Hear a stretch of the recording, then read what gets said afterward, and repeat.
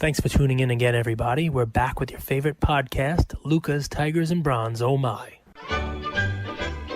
Luka Nation, I'll tell you guys, unless you've been living under a rock for the last 2 years, more than likely you know who this guy and his brand is. We're really, really fortunate to have him on our episode today. And I think there's going to be a tremendous amount of value here because this is someone, we've interacted from afar, and I'm excited to get to know him today. But this is someone who cares about his community. He cares about his brand, cares about helping and serving people. And I'm honored to have you on our show today, Aaron. Aaron Novak, the co-founder and CEO of Slabstox and the growing brand that's all over sports cards and the hobby. It's good to have you here today, Aaron. Andrew, thank you so much, man. I've seen you guys producing podcasts daily for a long time now, so I'm glad I'm finally here. Cage hit me up the other week, and we made it happen. I can't believe it's been this long. I can't believe it took this long to get you on. That was the deal. I was like, what the hell? How do we not have this guy on? Yep. Cage, you've appeared on 2 of our podcasts at the time I finally got into one of yours. That's it. We're 2-1, so I owe you one. There we go. But is that because Cage is the Ken Griffey and Michael Jordan connoisseur expert? Yeah, that's what it seems like. He's not telling you that. They need an old guy to fill in the 90s stuff. That's what it is. Somebody who was alive and collecting. Because these guys, they weren't even born. They weren't even born when Griffey was playing. It's crazy stuff. It's true. amazing. I was born in '98, so I'm quite a bit after. Quite a bit after when Ken Griffey and MJ debuted. Oh man. Well, so tell me, you came on here. You said it's been a crazy 24 hours for you, Aaron. This week you released Slabstox Breaks. You have Slabstox FC. What I admire about you is how professional you are with your content, with your voice, with trying to help people. I know it's not easy. So tell us, what's the last 24 hours or the last week been like for you in the Slabstox brand? So it's been quite the journey. So as most of you know who's probably watching or listening to this podcast, our plans were to drop Slabstox Pro, our data platform, in the summer and then in the fall and then hopefully in this winter. And as Cage has been saying to me, he's like, "Hey, when's it coming?" Slabstox still hasn't dropped their Slabstox Pro, and it's 100% true. We ran into some massive hurdles with connections to outside sources. I think a lot of you probably know what that outside source is who's listening. Not going to name it by name, but there's been some major bumps in the road that's preventing us from launching at the moment. We were all ready to go, and we kind of got the pause button pressed, which really hurt us. And what our plans were to launch in and get it into people's hands. We had thousands of people pre-registered, ready to get their hands on it, and to have something like that be delayed just at the snap of a finger is not to our doing. It's hard because it's hard for me, as many of you know out there watching and listening. I'm a hustler. I'm always out there creating content, always out there trying to find the next thing to help you guys with. And hearing from someone else that I can't do it in the moment, and it's not because of my fault, it's because of someone, waiting on something else. It pains me. So with that being said, in the meantime, we're like, hey, we need to find ways to get new content out there. We need to find ways to connect with our audience more, to get people's hands on sports cards, because mission at Slabstox is to make sports cards accessible, and not just sports cards, but trading cards also, as we're launching a Pokemon brand very soon. Very, very soon, we're launching another brand, just like Slabstox FC, launching a Pokemon brand. And really, first glimpse here. I don't know when this is getting posted, but probably be up before I announce this. But Pocket Stocks is the name. So pulling in the name of Pocket Monsters from Japan. Pocket Monsters, I like it. Yeah, it's going to be cool. I'm really excited about that. But so basically, trying to make sports cards accessible for everyone in different ways. So we see so many people getting involved today with high budgets, with people with low budgets that have a difficult time trying to find ways to get involved. And we want to bring that all together for everyone. We're really aiming at the general sports card user getting their hands on cards. And one way for us to do that was to introduce Slabstox Breaks, offering pack breaks, offering group breaks, offering different rates. We had packs available for last night's stream, which was our kickoff. So when I say crazy 24 hours, last night was a kickoff of Slabstox Breaks. We did the first live stream ever. I had no idea what to expect. I've never live broke cards for anyone. I've done pack breaks my entire life since I was 10, opening packs, but I've never done it for anyone else. I've never done it really in a YouTube live stream setting. And I went live for 4.5 hours last night, opening packs until it's like 10:30 Central Time. How you feeling this morning, by the way? How's your neck? My neck hurts. My voice is kind of gone. I'm dead tired. It was a lot. Yeah. And I've got some tremendous help behind the scenes though, helping out, setting up all this stuff. It was so much prep. It was so much whose packs are whose, getting the break set up, listing the products. First time really using our shopping cart set, because we put limits on all of these because, like I was kind of saying, making these accessible. It's not accessible if we offer product and then 5 people with big budgets swoop in and scoop them all up. We want to make sure that everyone could get their hands on it, which is why we're offering the pack breaks. I think we sold over 120 individual packs last night and then did a group break with 30 spots. So lots of people got to get their hands on packs, and we did do limits. So it takes more time to make the labels, to set it up and all that jazz. And then, we went live, and I broke them all myself over 4 hours, and it was crazy. I mean, there's just so much to take away from that. Our community is amazing. First of all, for the last two years and some change, I've focused so much on building brand, building community, putting money, profit, whatever you can think of to the side to really focus in on how can we build our community? How can we get more people involved? How can we get people involved with the Slabstox brand? How do we bring awareness to sports cards? That's really all at the forefront for us. So I put all that other stuff to the side and I really focus on that. And just to see the people that came out, there's over 1,500 people that came out last night for the first break over the 4 hours, around 150 in it at all times. Some people watched all 4 hours. It was ridiculous. And just like everyone was like so into it. They were just loving like the breakdown of the cards. I was trying to treat it differently than most breakers do. If you go on a YouTube stream, an Instagram stream, and you're watching breakers, I mean, they're just flying through the cards, trying to get through as many packs as they can, because the more packs, the more profit, the more boxes, the more profit. For me, I really want to make it a show, a learning curve, somewhere, something that people can come in, enjoy, talk to each other, talk to me. I'll answer questions. I'll talk about the cards. I'll give history on the sets because I've been involved in basketball and modern cards for so long. I know the sets really well. I understand the history behind it. And I can share that with others, and I can answer people's questions and whatever it might be, really turn it into an event where people want to come and hang out much more versus like, hey, I'll see that stream later because I can fast forward and see all the packs that get broken. And it did lead to some learning curve. Like, hey, like some of this stuff takes forever. Some of it doesn't take as long. Chronicles was a really big issue for me last night because Chronicles basketball, when I break it by the pack, I want to sleeve all the rookie cards for people, but that takes forever because there's like 5 rookie cards a pack. And, I knew of Chronicles. I knew of what it was and what the sets were. They included all the different sets, but I didn't actually put it together in my mind yet about like, I'm actually going to be sleeving 5 cards per pack for people. So now I know next time, maybe a team break's the best way to break Chronicles, because then I can sleeve them after the stream and everything. But just a lot of learning, a lot of understanding what's going on. We got our next break on Saturday already. So if you're listening to it, there's a few soccer packs left, I know. And then just one more thing to point out. I'm sure we have so much more to talk about this stream, and I ramble a lot, you guys can tell. But it was incredible because at a moment last night in the team break, we had a guy named Daniel R. who had the Pelicans. And of course, everyone's hunting Zion and Mosaic. And we hit a Zion Mosaic base rookie for him, valued at $225 as a PSA 10. And Daniel said, hey, if you hit me another Zion, I'll donate $20 to a charity of your choice. The next thing I know, they are just streaming in because the next pack I open has a Zion variation rookie PSA, or it wasn't a PSA 10, obviously, but $330, $350 is a PSA 10, the variation out of the hanger box. So he donates $20 to our YouTube stream because there's an option in YouTube live streams where you can donate to the streamers. So he donates $20, like he said. And I talked about this charity that I've been involved with in college called Camp Kesem. It's a place where kids can go to a camp for a full week during the summer because either their parents or a relative had cancer, either passed away or has cancer now. They want to give children a chance to go be with college counselors who can really relate to them and just have fun and have them ignore the outside difficulties that they have in life. And it's $500 to send one kid to camp for a full week.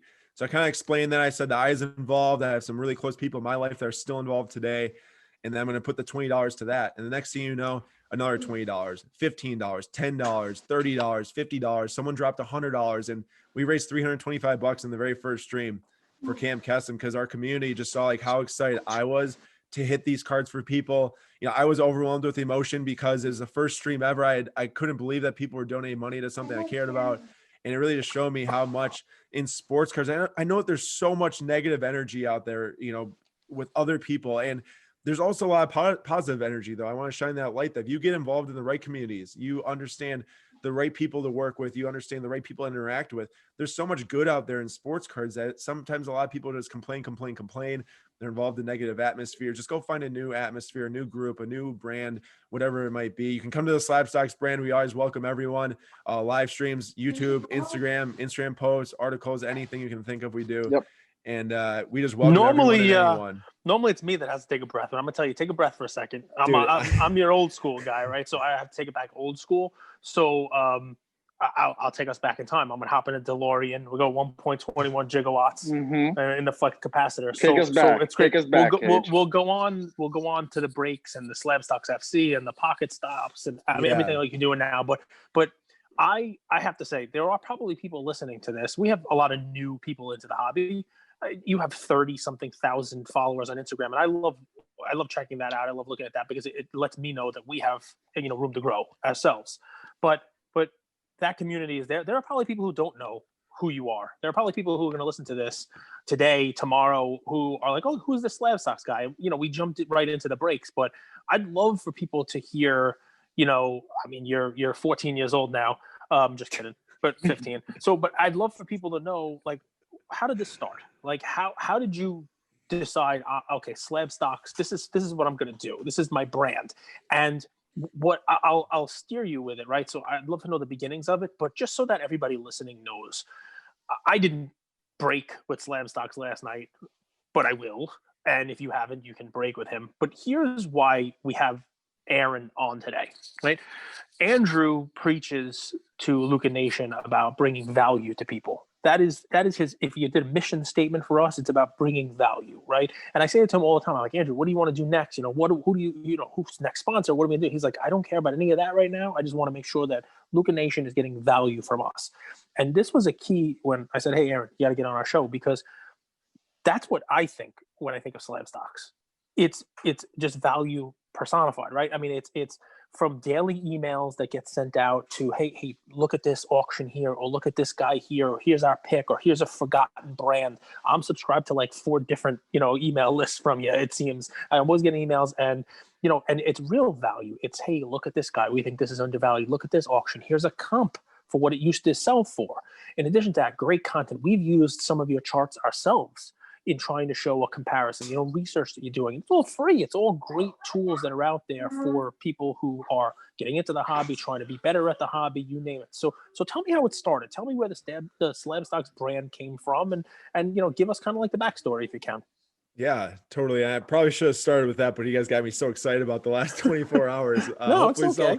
Hopefully someone made it to this point to hear this. But basically, I was a sophomore in college, my spring semester, and I probably took a year off freshman year. I'll admit that was one of the only times in my life that I wasn't actively involved hard in cards, was freshman year of college. I was going through a transition period, didn't know exactly what I was doing with my life at the moment at all. And wasn't really in tune as I was trying to figure out schools. I got to UW-Madison. I was in the Wisconsin Business School. I was trying to figure out a whole lot of stuff. So came back to it sophomore year. Nate, obviously Slabstox Nate, he was so involved with our brand. This goes even further back. Nate was a neighbor of mine for 11 years. And this brand is completely built on friends and family involvement. All of us involved have all known each other our entire lives. We've never, not been around each other, and we can really build on that together because we understand each other so well and we understand how we work. So I call up Nate my sophomore year of college. I'm like, Nate, hey, I'm starting a brand for sports cards. I know we just got back involved together with the prospect side of things, but I'm starting up Slabstox because I want to create the stock market for sports cards. That's exactly what my idea was. And that's exactly why I started Slabstox. It wasn't to create content. It wasn't to do videos. It wasn't to do breaks. It wasn't to do anything that we're doing today. I just had one end goal in my mind, which was to create the stock market for sports cards. Because truthfully, I used to do sneakers freshman year. When I got out of sports cards, I went to sneakers for about 6 months. And I was Where did Nate go to those. School? You guys didn't want to go to the same school? I'm picturing like super bad. The scene where you get into UW Mass, you're in the business school. Where's Nate go? So Nate bounced around from tech school to UW Eau Claire, which is about 3-4 hours west of Madison. And Nate's actually 4 years older than me. So Nate's 4 years older. So we're not even really in the same realm So I was going to have like the Slabstox story was going to be the Jonah Hill, Michael Cera, who's going to school, the super bad scene. He can be Jonah Hill, you can be Michael Cera. I mean, it's actually pretty good. Like, we should make a meme of this here. Oh, you got into what school? Oh, come on, I can't get in that. No, it's honestly, that makes sense. That's funny because it makes sense. But so he's 4 years older. He's actually my brother's age, but I became really close to Nate because our interests were so similar: sports, baseball, basketball, cards, all that stuff. So we really made a bond, and I started it to create the stock market for sports cards, a digital platform where you can buy and sell, track values of sports cards. And this is at a time where you see like no graphs out there of cards. I mean, if you saw a graph, you probably saw a PWCC historical graph over the last like 20 years, and that was it. That's the only graph you're seeing related to sports cards. Is just like an all-time vintage baseball graph from PWCC. And I'm picturing this is 2016, 2017 to give people a little context. This is 2017. So like before sports cards boomed, that's for sure. I'll tell you that much. And I was involved in buying and selling myself. And then I wanted to do something bigger because I got such a business mindset. I mean, I love so many aspects of business, but there's no real just job that I like doing. I like just doing it all. And that's really why I knew I always wanted to do my own company. My dad had his own company and stuff, and I wanted to follow that too. But I wanted to do it with sports cars because that's what my passion was. It's really easy to take a passion and turn it into something if you got the drive. I'll tell you that much. If you got those two things together, you can do it. And we went through and we were like, hey, we got no money. We got no followers. We got nothing. How the heck do we start? We have no IT skills. I can't code. Nate can't code. No one that I know personally can code. So we had no idea what to even do. And we said, the only way that we're ever going to be able to get someone to use something someday is by building up an audience and building up followers and building up, supporters. And without that, we can't do anything, especially with no money. And you see so many places come in nowadays with $1 million funding, but no one even knows what the name of the brand is. I mean, there's places popping up left and right, but no one even knows what it is. So how are people even going to know about it or use it or want to use it or want to connect with it or want to trust stay with it? Right? Brand is trust. Trust. And here's the other thing. Stay with it if something goes wrong along the way. I mean, one of those places hits a bump, they lose their people's trust in an instant. They're not coming back, because they don't know anything about them. With us, we spent 2.5 years now building brands. So what we did was I just started an Instagram account and I love data. I was in a business analytics class and I just started making Excel manual charts and putting data on Instagram, and it looked like crap to start. It looked terrible. There was no picture of the card. All I had was words and a chart and how the trends were going. And I remember I posted it, and I was in Hayward, Wisconsin, where there's barely any service. And I was sitting there watching it, and no one said anything. I think I had maybe 200 followers at the time because I was posting cards that I owned, some prospects I was buying, but no one said anything about it. I was so bummed. I'm like, gosh, I just had this great idea, share a chart, and no one even cares, So I'm pausing you for a second, Aaron. I'm hitting the pause button on you, right? So because there are people out there listening, and they might not be starting up a Slabstox. They might not be starting up a break room. They might not be starting up an email trail. Maybe they're starting a podcast up, or maybe they are starting something like what you're doing, whatever they're starting. Maybe it's just their own page that they want to get more followers on. Think of this, right? So you take a snapshot of where you are now with 33,000 followers, and that's just probably the phase one for you. You're gonna have 50,000 followers. You're gonna have 100,000 followers, right?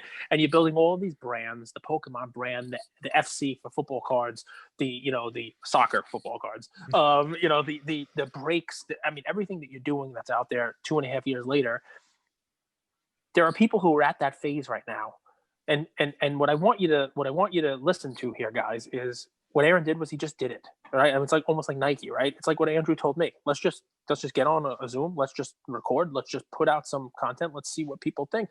And you did it. That's step one. Step two, you had very little response to it. And at that moment, you could have quit. You could have said, all right, guys, this idea's going nowhere. Go ahead. So go for it. I deleted my post because I swear I deleted it. I took it off.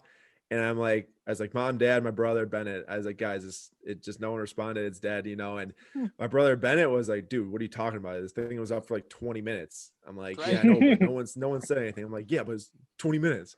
I'm like, all right. So I posted it back up. And good for you. Next thing I know, 3 hours later, I got 3 comments, and I'm trying to remember one of the guys' names is Empire Sports Cards. I think he was probably in freshman year of high school at the time, because I know he might be going to UW-Madison next year. The next guy's name was Matty Ice something. I think he had some Eagles cards he posted. And then the other one was probably Sports Card Nation. So that's crazy. 2 years back, these 3 people, they still follow us. I know they don't interact as much now, but like I still remember those people's names because they're the first people that really pledged, some type of trust to me. They're like, guys, this is cool. Like, this is cool seeing a chart on a baseball card. Is a Bowman Chrome Alex Kirilloff auto. And what I did was what Cage said. I just did it. I posted it. I had no idea what was happening next. I literally didn't even know what I was doing other than pulling a chart off of eBay and gathering sales data. And the next thing you know, people were then requesting for data to be posted. So I would go and just do what other people wanted to see. I didn't even care what I was posting because it's just what people wanted to see. I wanted to make sure that they were, learning about stuff that they wanted. They were like, oh, go pull, all the 2011 update rookies of Mike Trout and Jose Altuve and stuff and compare them. And I just started to do that. And then I actually went back to Madison for a semester. So I kind of trailed off a little bit. I had some really hard classes. But then I just come upon winter break and I meet a guy that was a high school alum from my high school. And he was like, dude, you know what you're talking about. Cause I went to him because I went to him to pitch help investing with me in Bowman Chrome prospect autos. And he's like, dude, I don't care about the cards. He's like, that's not scalable. He's like, right. I want you to scale business. He's like, I care about your content. I care about what you're posting on Instagram. Mm-hmm. I care about what people can learn. So I did it. He just said, hey, start writing articles on what start writing articles on what people want to hear, and then it'll come eventually. And I just started putting out articles. I actually left for Barcelona in 2 days to study abroad for 4 months. So the first 4 months of Slabstox was pretty much operated abroad. And I was waking up early. I was going to bed late because of the time difference. I was posting articles. Nate was helping me write articles. And just by the time I got back, within 2 weeks, I was flying to see Gary Vee.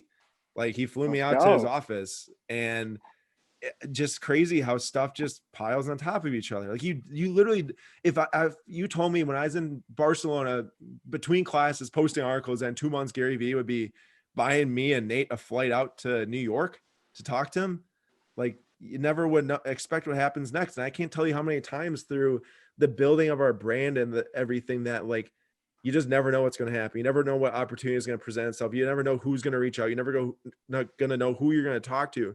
I've talked to people. I heard 2 things there real quick, just to add a little value for our community. When you're starting out, it's easy to get big eyes. You see these accounts, 30,000, 50,000 followers. I heard 2 things there.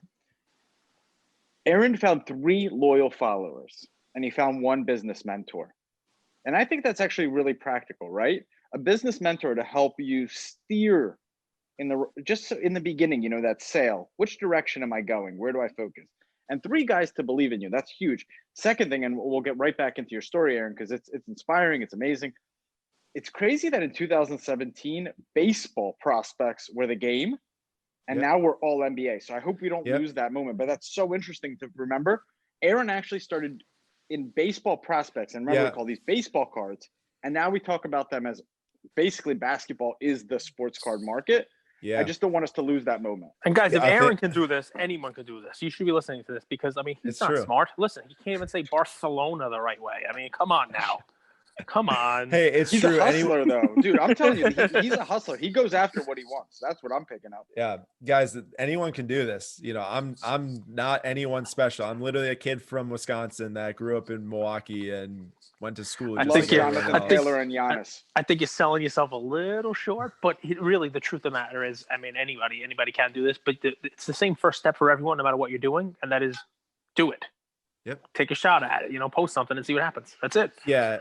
So I do want to get back to the story. Tell us about that first meeting with Gary. Yeah, so that's interesting.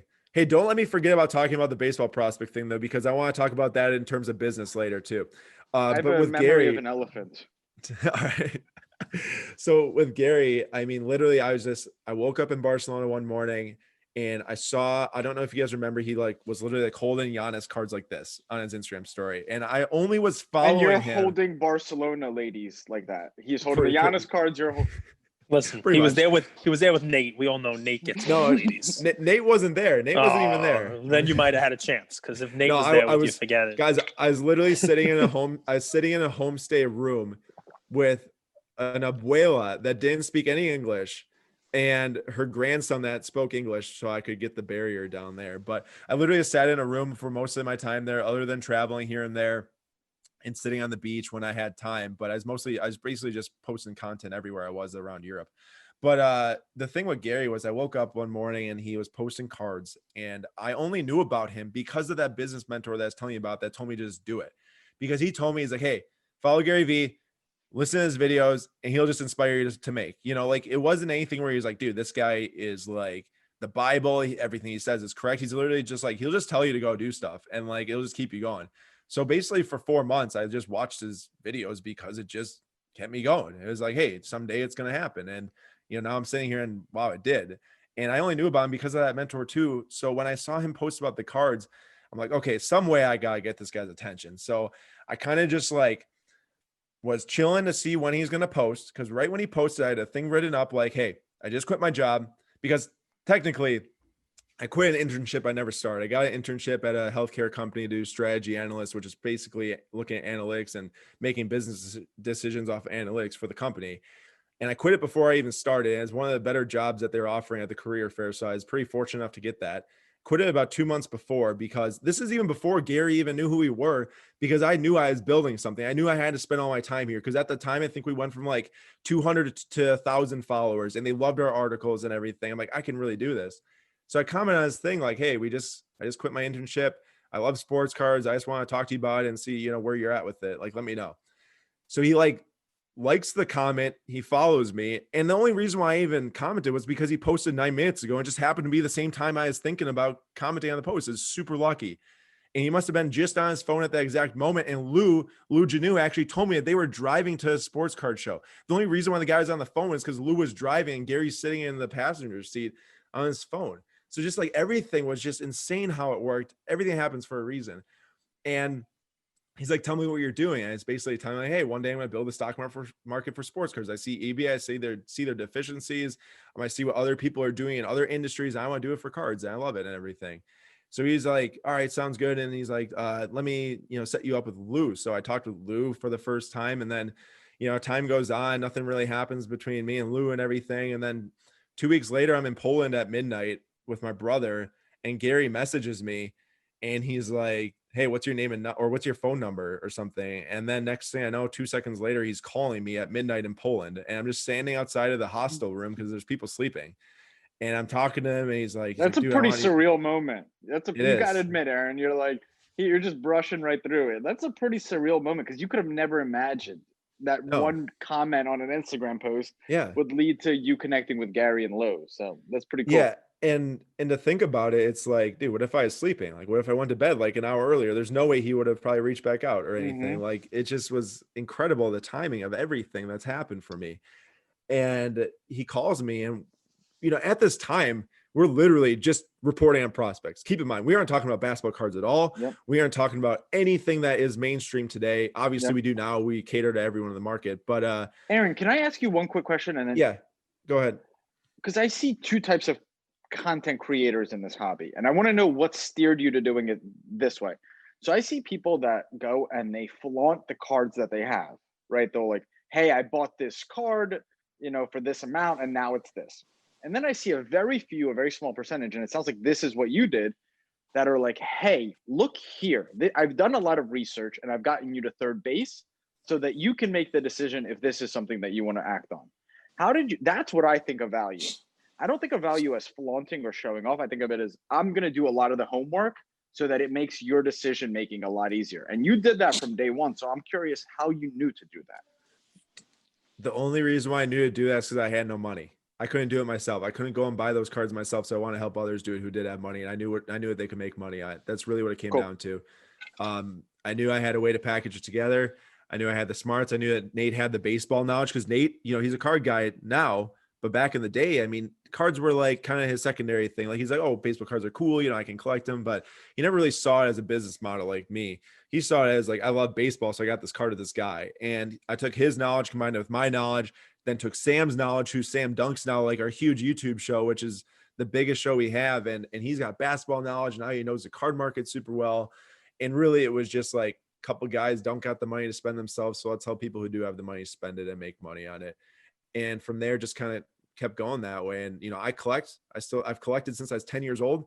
Even before that, it's a passion of mine. I mean, I love cards. The only reason why I'm doing this is because I love cards. There's no way I last 2.5 years of, making like no money and struggling and just doing content all the time if I don't love cards. Like, it just doesn't happen.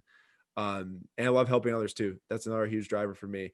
And that's really the only way that I'm here. I mean, so, okay, back to Poland. So inside the hostel, you know, people are on Tinder. They're hoping to get phone call or FaceTime from their girl. You get a FaceTime. Wait, what's Tinder?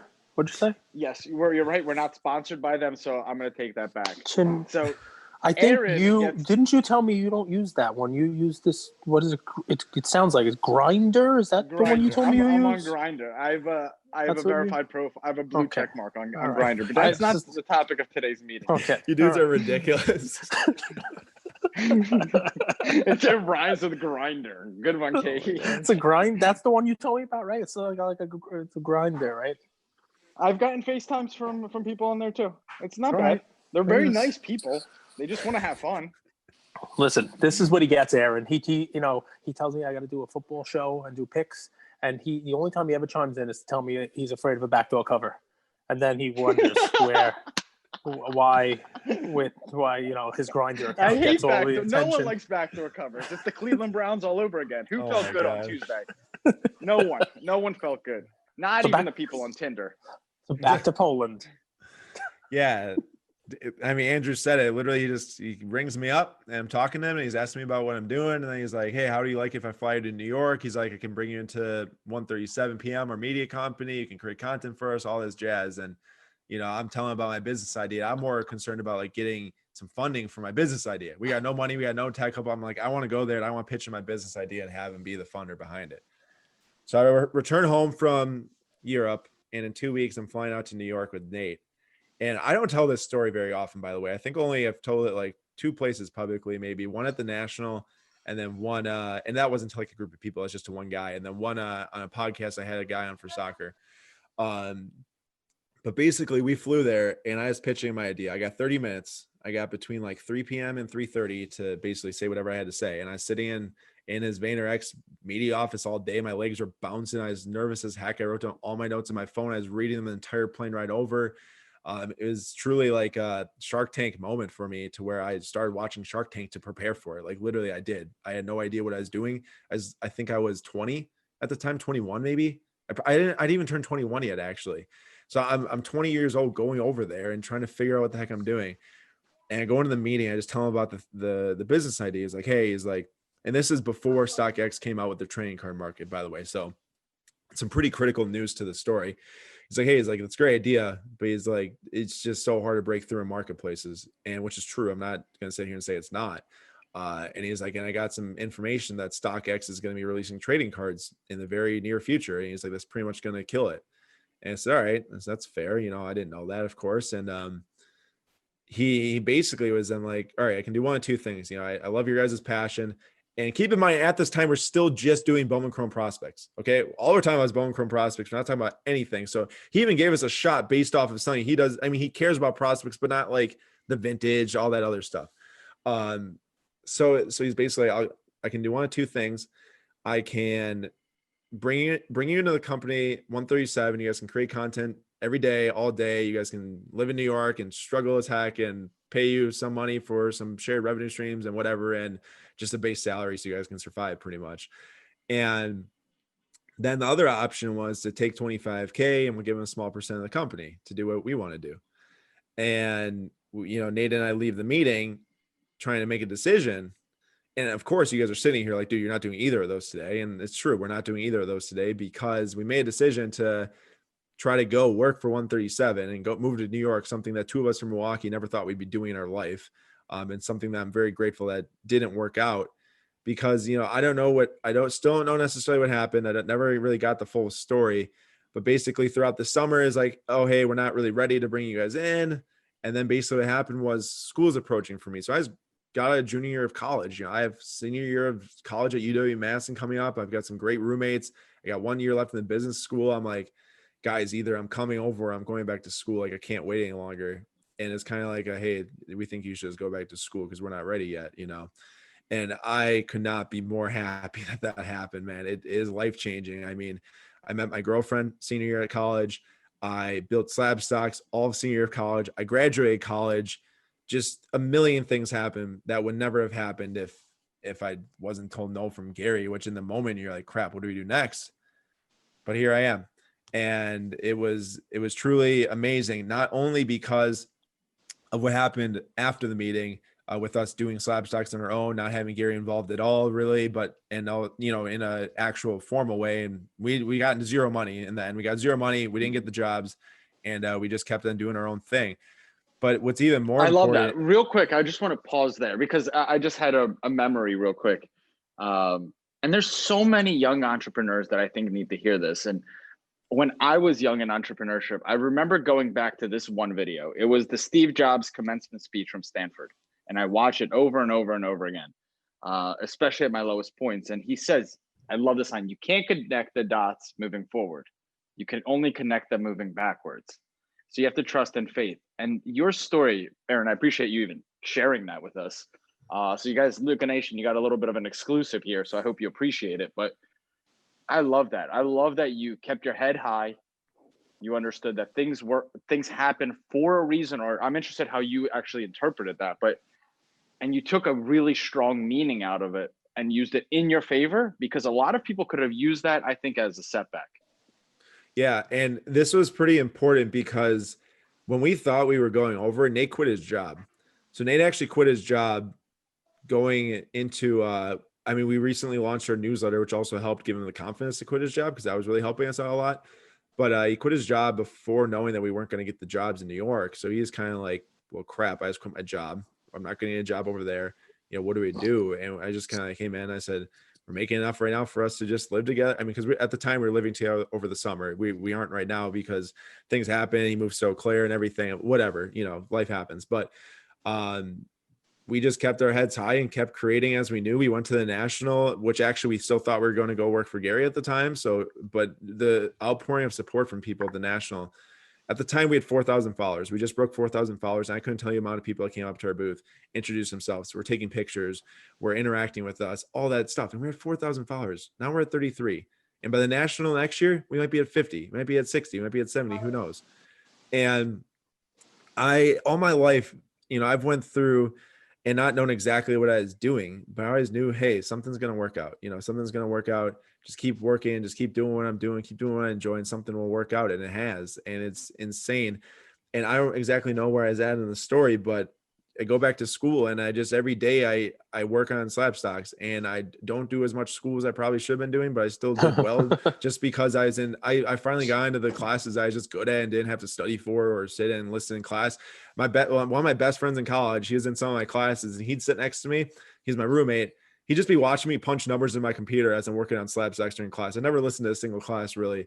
And he'd always just feel like shaking his head because I do better than him on exams, and I'd be sitting in class just working on Slabstox. But really, it's having hands in multiple things at one time.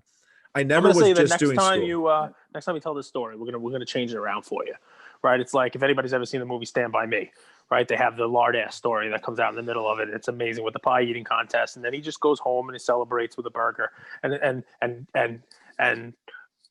they said, Vern says, well, that's not a good ending. They don't like the ending. They don't like the ending. He should go and go home and shoot his dad and go join the Texas Rangers. So I'm changing the ending of that. So next time you tell the story, because you only told it twice. So the third time you tell the story, it's going to be Gary offered you $1 million for Slabstox, and you said, hell no, I'm not taking your money. You moved to New York to work for 137. You moved in with Lou, and he lives with like 7 cats. And he got too clingy, and the cats were just too much. And Nate was just sneezing too much. So you moved back to Wisconsin, and you said, we're going to make a run of it ourselves. And you went, and now that seems and like he bumped into Giannis. He bumped into Giannis at the mall, and now Giannis is his biggest investor. Yeah. That's it. See, it's just a twist of the story. But Cage, I'll tell you, you always, Aaron, we've interviewed, maybe 15 guests now, and we always like to ask from people, we asked Rips this. Rips, it wasn't all gravy, you didn't just wake up one day and invest in Giannis. Tell us about your losses. Tell us about adversity. And Rip says, well, I'm not always winning. I bought Kawhi cards. That was his loss. That's not adversity. I'm like, tell me. Cage? How about a little adversity for a college kid? And now look at the success, man. Yeah, it's, I don't know, man. I don't really have words. It's so hard to just sit here and put it all together because, one day you never think that something will become something. The next day you're sitting here with you guys, even your guys' podcast. I mean, it's taken off since you guys just did it. I remember you guys were just like, shooting the crap in Gary's group message and saying like, "Hey, you guys, we're gonna take down Lou Card Talk podcast." Next thing you know, freaking Cage and Andrew are on a podcast, and now everyone knows about you guys too, and it's just crazy. I mean, what transpires for people, like I can't even describe it. Well, here's the fun part. You ready, Aaron? Because we got a lot of people you're going to thank, a lot of people for success, a lot of people out there who have helped you, right? Gary's a huge name in the whole deal. But we'll take a second right now, and I'm going to tell you the person you have to thank the most for the success of Slabstox, your brother. And you probably never thanked him, right? Because I do. This is what our listeners need to take from this, right? Because it was a Kirilov autograph or whatever it was that you posted the first, and you took it down 20 minutes later. And that could have been the end. It could have been the beginning of Slabstox and the end 20 minutes later because you were like, you know what? People don't like this. People aren't responding. He's like, dude, you got to give it time. And you put it back up. If you didn't have that interaction with your brother there, maybe it would have ended before it started.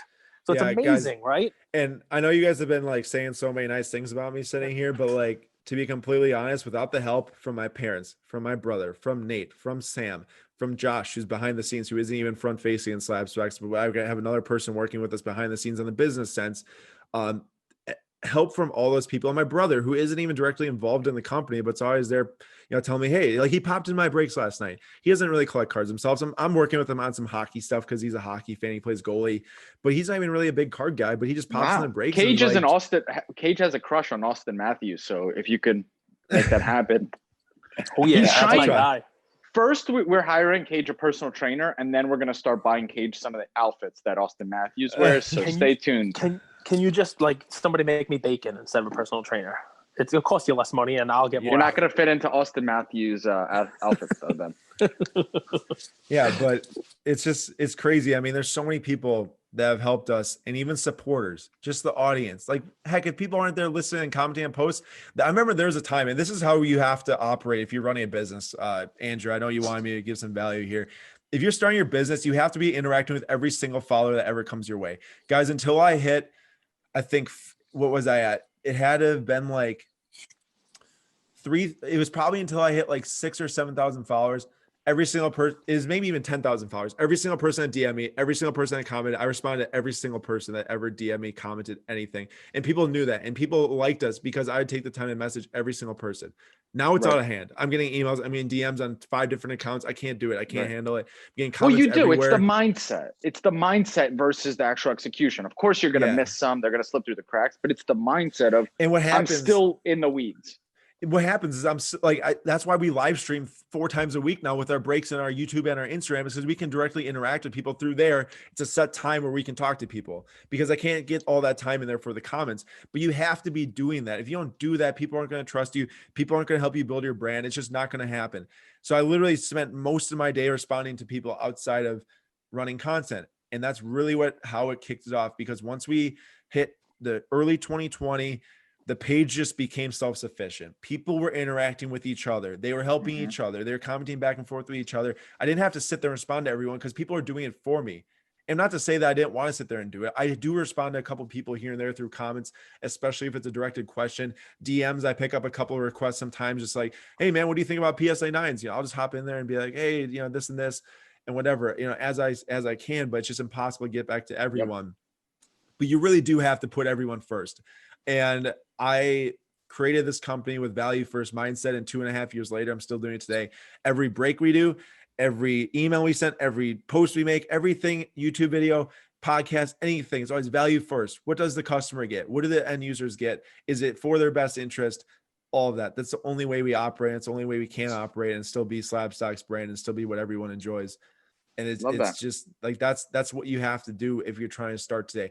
And I know, guys, another huge thing is timing. So timing was just immaculately for us, because I started at a time when there's like no one out there posting graphs. There was not one person posting a graph on an Instagram page. I really had the lead on that. I'm not to say that like, oh, I was the only one, or I was the best, or I was the first, but I was one of the very few people out there that was sharing information. And that timing was impeccable. It gave me a head start on every single person in the industry. I'm the one that Gary knows first, all that stuff. Well, let's add some value here. Well, let's add some value, because I love your post from 3 hours ago, and this is where I wanted to go. So, and this is for you too, Cage. So there's 65 comments. I'm gonna actually read some of the comments, but Slab had an amazing post, and you guys know this year there have been more people entering the hobby than ever. people that used to do sneaker flipping that see potential in sports cards, and a ton of other people joining. And you posted, if you started on a low budget, what tactics did you use to build your way up? And I love that question, right? We talk about that a lot with Cage. So I'm curious, Cage. I don't know if you saw that post, but do you want to let Aaron answer that question first, or you want to take a shot at it? Because I think that would add a lot of value, because a lot of our listeners, you know, they have a low budget and they're just starting up, and they always ask us, you know, I see these beautiful collections, but how do I get there? I can shoot, or Go Cage ahead. can shoot. No, go ahead, man. You're the guest. So first off, like daily question, I'd say around 3-4 days a week, we can get up daily questions. Some of the other days we do some reporting in the morning, but every like question I try to word, sometimes it's just like, oh, what do you buy this weekend? Let's just enjoy cards and talk about what cards we got. But a lot of the questions I try to think, how can someone learn from someone else's comments? Because I guarantee you that there's thousands of people out there, not even commenting, but reading these to understand what's going on in the space, to read tips from others, and that's why I worded this question as I did, like Andrew pointed out, because I know that there's a lot of our people out there who want to know those things. And as great as it is when we produce a YouTube video, when we produce a podcast, there's so many voices out there that need to be all taken into consideration, because the last thing I want is someone to sit there and say Slabstox's word is the best, it's the only one, let me run with that, because there's gonna be times we're wrong. There's gonna be times that we're right. There's gonna be times that we're completely off, that you don't agree with us, that you do agree with us. And you just have to listen to more people to get that full mindset. So in terms of the question though, for me, I've had a lot of success in the sports car market when I was actually buying and selling. I'm very blessed with, and it's something you would never expect to ever happen in my life. By the time I was, 22, trading my way up from Kylian Mbappe base rookie cards into something huge. And the way I did it was I just analyzed, what's my budget? What can I spend? What players are critical to that given sport, that given scene? What players are always going to be in demand? What players are people going to flock to when they hear about them? And that's on the player side. And I'm not going to sit here and give you guys players, because we just don't do that. We just don't throw out like, hey, buy this guy, because there's too many people who listen to us. But what I do want to say is you got to use the grading. You literally have to, unless you're just insane at calling players, because grading is going to create your own margin to where if you're wrong on a player, if you get a PSA 10, you're going to make up that value. If you're wrong, if that card goes down in price, you're going to make up that margin on that PSA 10. If you're right on it, you're going to like 10, 20x your investment. And I spent a lot of time buying soccer cards, grading soccer cards. And it was one of the most special and life-changing thing that's ever happened to me. And it only happened because I knew Lou and Tyler from Gary. I never got a business deal with Gary. I never got investment money from Gary. I never got a job from Gary, but I got connections from Gary that have carried us and myself into insane places I never would have ever thought. Just Tyler saying like, dude, you should look into Mbappe and soccer. Like at that time, I got out of baseball, basketball, and football and buying and selling regularly because of how our audience was changing. Our audience was growing. I knew nothing about soccer other than what the sport was and Messi and Ronaldo and Mbappe. I literally knew 3 players. Never heard of Jadon Sancho. Never heard of João Felix. Never heard of Ansu Fati. I never heard of any of these guys. But I took what money I sold on baseball, basketball, and football at the National, and I spent it all on soccer because I wanted to learn it. I want to understand it. I knew if there was a day that came that soccer blew up and I was successful on it, I could sell them all and I could take my knowledge, open it up for Slabstox. It's literally my plan the entire time since August 2019. So take a pause for a second, right? Yeah. 1, because you need oxygen, but 2, more important, which I mean, I can't believe there's somebody else who's going the way I do. I love it. We got to do. We'll do a spinoff, man. It'll just be no dead air. He's your mini me, Cage. Yeah, I love it. So, you might have been connected in a previous life with Mr. Novak here. But I want to make sure our listeners hear what he just said there, which was I wanted to learn and I wanted to know everything I could, right? Because the question that was asked, and I'll let you finish up here. The question was asked was, hey, how do I get those big cards? How do I start low budget wise? How do I start small and roll that into some of these great grail type bigger cards that people are posting on there, right? And you can go and talk about how you buy low and sell high and the grading and the whole deal. But the hidden gem that you have there was you wanted to take the time to learn everything you could about these players, about these guys in soccer that you didn't know about. Because everybody has heard of Messi and Ronaldo, but there are other people out there. And he said, I'm going to learn which one of these guys are the bargains. So it's not just to throw a dart at a dartboard, right? It's not throw spaghetti at the wall and hope something sticks, although that is a strategy. You gave yourself an advantage over the house. by research, by putting in the time, right? Like Prestige Worldwide, right? They're putting in the time. It's the science. They put liquid paper on a bee and it died. So go ahead and continue, man. I mean, like, real quick. I want to read 2 comments that stuck out from, and you guys go, I'm sure all of you guys are following Slabstox. If you're not, I don't know what you're doing, but the Boulevard of Cards. I love this guy's logo. It's beautiful, but he had a great point. He's great, right? And he said, I would first spend a season tracking one card. Take a Luka Prism, for example, and just follow the movement. Understand when it goes up and when it goes down. With that knowledge, similar to others in the comments, buy raw rookie cards of stars on the dip. Rinse, wash, repeat, but studying first. And one more I really like. Don't chase cards ripping wax. This is from Scooter McGavin. What a great name, by the way. Just don't chase cards ripping wax. Get good at eBay and find value in lots. Put in the work and flip lots card by card. So those were just 2 comments that stuck out that I really liked. Over to you, Mr. Novak. Oh boy, I don't even remember where I was at now. I want to go back to that Boulevard of Cards thing. I just want to talk in the research because I like what Cage brought up. And I will tell you this. I know that Andrew's into soccer. I know he understands the game. I know he understands the clubs. I know he understands the players. What I understood was, where is the demand going? And that's the only way that I've been successful is I read demand, because I heard Gary say, I read consumer demand. Well, I read demand on every single thing I've ever done. And that's what I look at. Where is demand at now, and where is it going, and how can I be in the place that it's going? And that's really a huge tip there. And I know it's easy for me to say, but it takes hours, hundreds of hours to actually understand that, because I put in an insane amount of time in soccer because I understood the card sets, because I had knowledge previously from basketball and baseball on which sets do well. I applied that to the card sets for soccer. I bought the players that the demand would be going to. I read a bunch of lists, like top 25 prospects out there. Heck, I didn't even know how many goals Mbappe ever scored or Sancho ever scored or any of that stuff. And then I picked up stuff along the way, of course, but it's just understanding where demand is. And then the other thing is that, before you jump off that, just a personal story from me and Aaron here. So at the time he was investing in Mbappe, and we were all talking about that. I'm like, oh wow, I don't have any soccer cards. I got to buy some Mbappe cards. And I went on eBay and didn't do my research.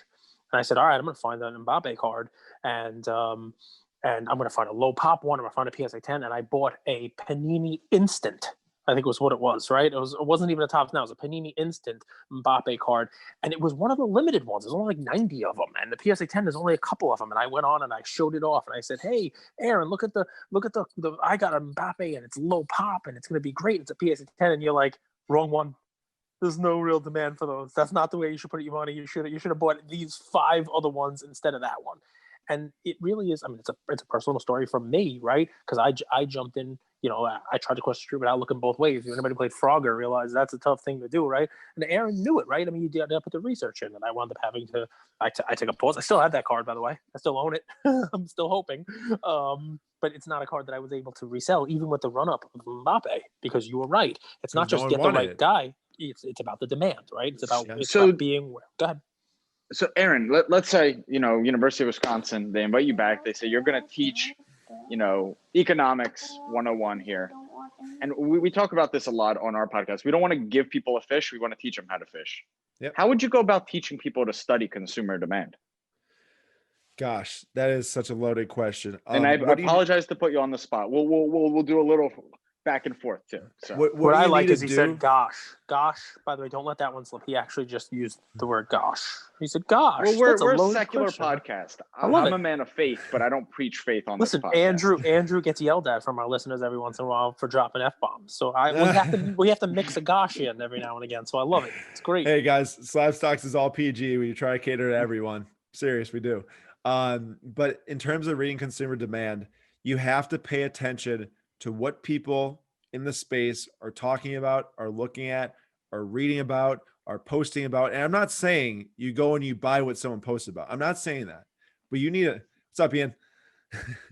But you need to learn. You need to learn what people are looking at. And then you need to take that, and then you need to research what people are looking at. You need to research what people are posting. It's not look and do. It's look, research, and then do way later. That's really, really important, because you don't look and do, because that leads to mistakes all the time. You got to research it. And let me humanize it, right? So right now, there are cards you can buy right now on eBay. I don't know who it is. I don't know what card it is, but somebody you can go on eBay right now and buy something that's going to 5x within the next 6 months.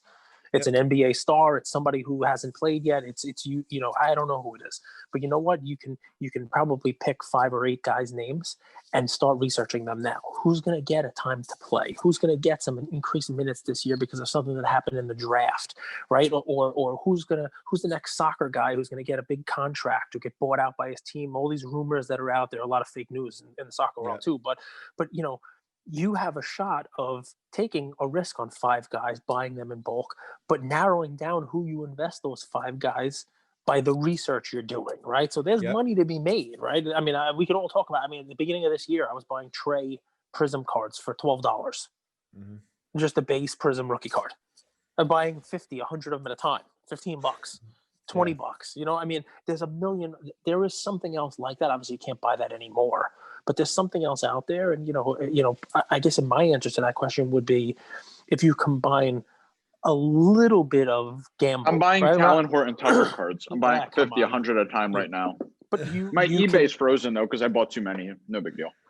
Well, listen, hopefully you sold some of them because, you know, that guy, talk about a run-up, talk about the bowl effect like we had to talk about. But, I mean, here's one of those times, right, where, I mean, counting cards in blackjack is kind of similar, right? But, you know, you can put the edge in your favor on these things by putting in the time, by putting in research, by trying to, you know, find an edge here. And the way to do it is not being lazy and not trying to like, oh, I'm just gonna pick one.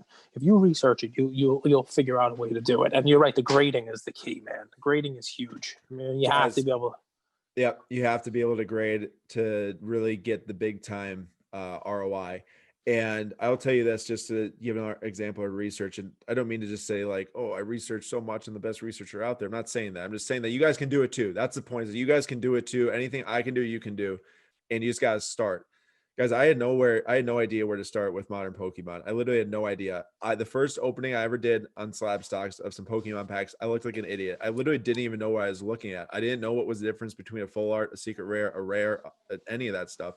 I knew the 1999 set because I did some research on it over the summer. So I understood that, but I had to start somewhere.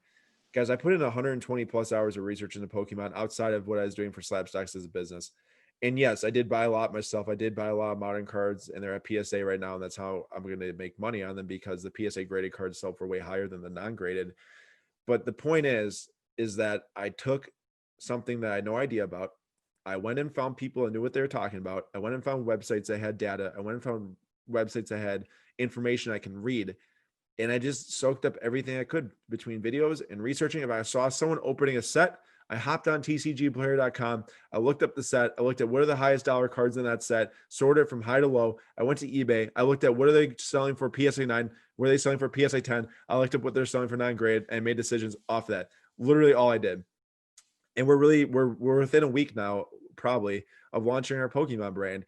And no, it's not going to be as big as Slabstox is, because I'm not going to have the time to dedicate myself to it, but we are going to come out with breaks on it. We're going to incorporate into a Slabstox breaks type of segment, to where we're putting together bundles of packs for people, and non-graded cards and graded cards, and, you know, new sets that are coming out, and it'll be fun. It'll be a really fun way for people to get in, collect their lower budget, because it is cheaper to get your hands on packs and to collect, you know, the different cards and everything. And it'll be really exciting. But just the moral of the story is, like, you got to put in the time, you got to know you can do it, and you got to really just understand what are people looking at and how can I take them and apply it to something else. It doesn't mean you have to buy exactly what they're buying. You just got to apply it somewhere, and it'll work out if you guys really put in the time and understand what you're doing. Yeah. Go ahead, man. So you were talking, you're on mute. Tennis cards. Oh. How were you able to spot demand with tennis cards ahead of the curve?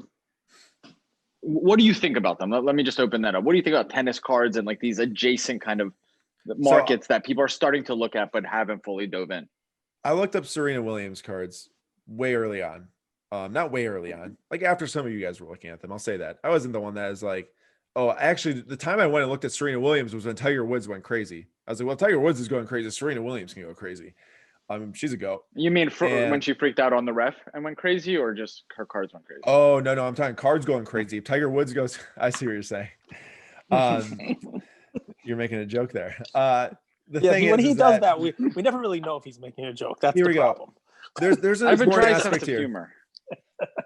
There's an important aspect here that while I have dove into different marketplaces because I really do want to learn and understand and add to my repertoire, add to my knowledge base, there is something to be said for you can't do everything. It's like impossible to cover everything. You can't be an expert at everything. I'm not an expert at everything. I just know what I'm an expert at is knowing how to work hard. That's all I'm an expert at, is knowing how to put out content, knowing how to talk to people. Like, I'm no expert in everything.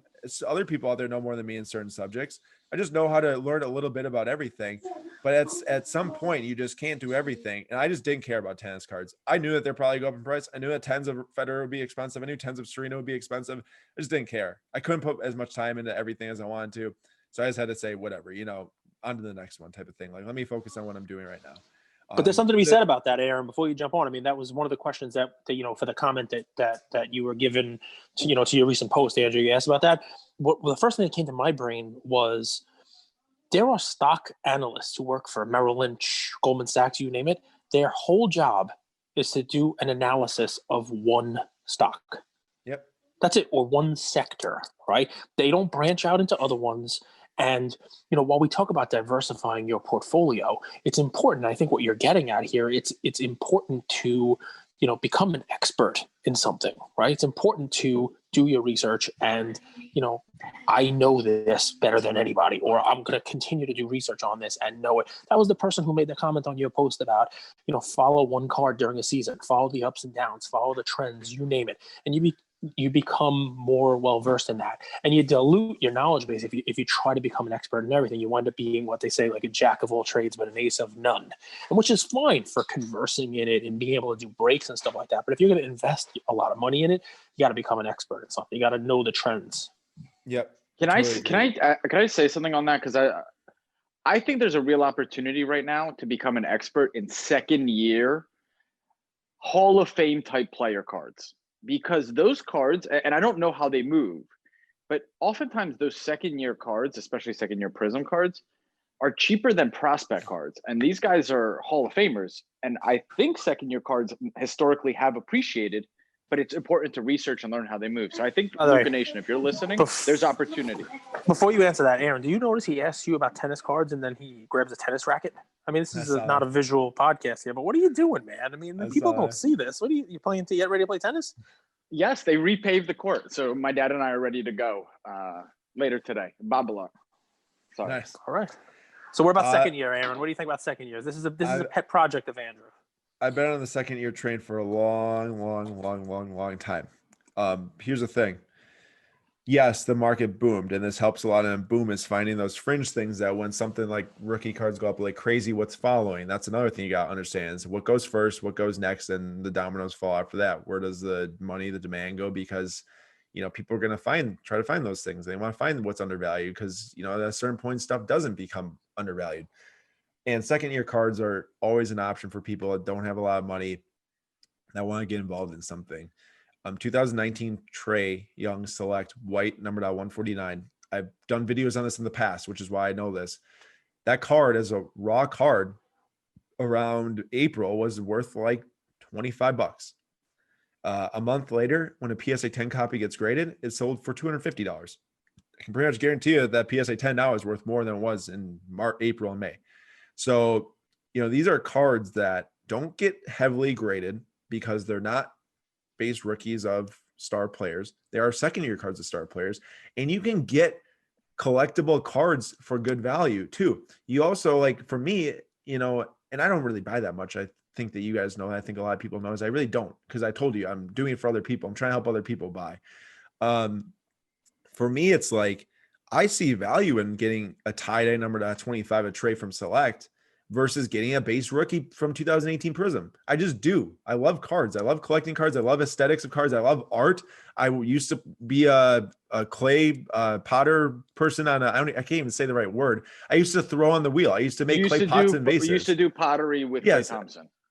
Yes, pottery with Klay Thompson.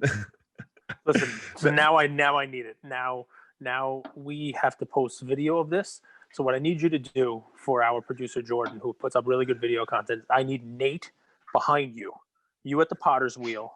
I need a Demi Moore, Patrick Swayze recreation of the scene. I need sing it for me, Andrew. I don't have a voice. Sing it for me. I need the ghost scene with the pottery wheel, and then we'll post. I only know Dirty Dancing, Patrick Swayze, because I rewatched that movie with my grandma growing up. Well, nobody puts Andrew in the corner, so I'm sorry, but yes, you like the aesthetics of the card. Yeah, so you're saying you got. I just appreciate art. That's what I appreciate about it in Pokemon, because they do some of the best artworks out there. You know, the cards look amazing. People enjoy them for what it is. I don't think anyone's buying a 2008 Prism Trae Young PSA 10 rookie because I think it looks cool. I just don't. Some of the parallels, sure. The base, no. You know, if I was choosing between a second year Mosaic orange fluorescent or a Trae Young base PSA 10, and I'm just getting it for my collection, or I'm getting it because even if I don't get the highest ROI, I can enjoy it for a year. I'm getting the second year fluorescent. I have 25. He's getting the orange fluorescent, huh? Just because. But you've historically been not a Mosaic guy, though. Come on. No. Back it up. Historically not a Mosaic football guy.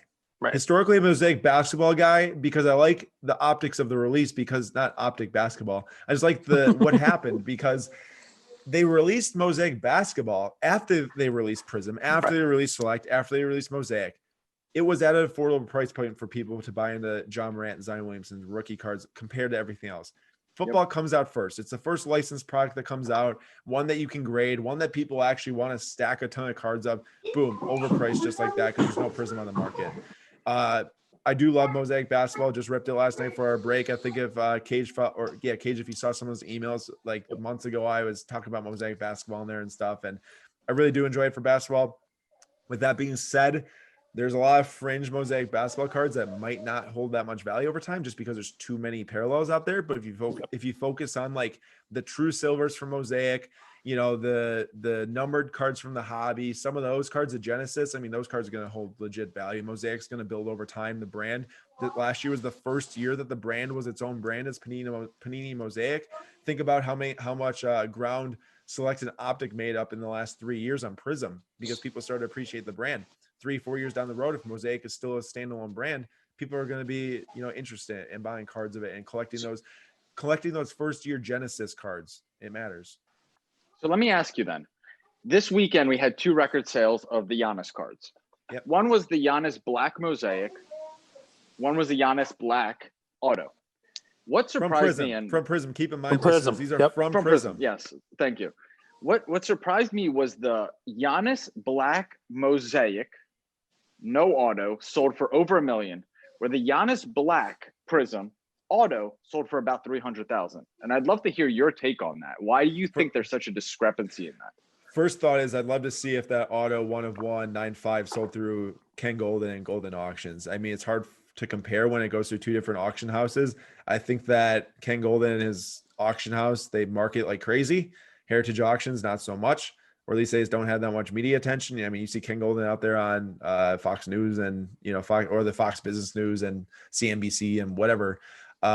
That's a factor. I'd like to see, how much more that auto would have gotten from him. I still think it would have been less than $1 million. I don't think it would have been the same as the Black Mosaic, but I think that there's just this like really weird like frenzy for non-auto cards.